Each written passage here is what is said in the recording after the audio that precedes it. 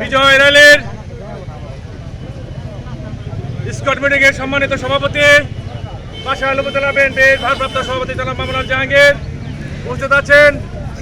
টাঙ্গাইল জেলা বিএনপির সাবেক যুগ্ম সাধারণ সম্পাদক আমার চেতন জনাব আবুল কাসিম ভাই সহ উপস্থিত আছেন বাসাইল পৌর বিএনপির সম্মানিত সভাপতি আক্তারুজ্জামান তহিন, উপস্থিত আছেন বাসাইল পৌর বিএনপির সাধারণ সম্পাদক জনাব আবুল কালাম আজাদ পিন্টু সহ বাসাইল উপজেলা বিএনপির সকল পর্যায়ের নেতাকর্মী ভাইরা আমার, আজকে আমাদের বিজয় উল্লাসের দিন।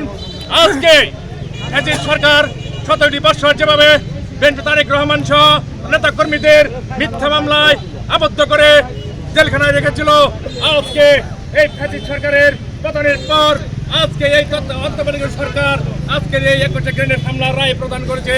সেখানে আমাদের আগামী দিনের রাষ্ট্রনায়ক তারেক রহমান বেকল খালাস সহ আরো যে আসামি আছে তাদেরকে বেকল খালাস প্রদান করেছে।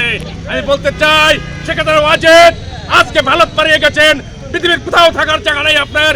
বিএনপি ঐক্যবদ্ধ হয়েছে, বাংলাদেশে আপনারা নাই, আপনার বিচার করবে।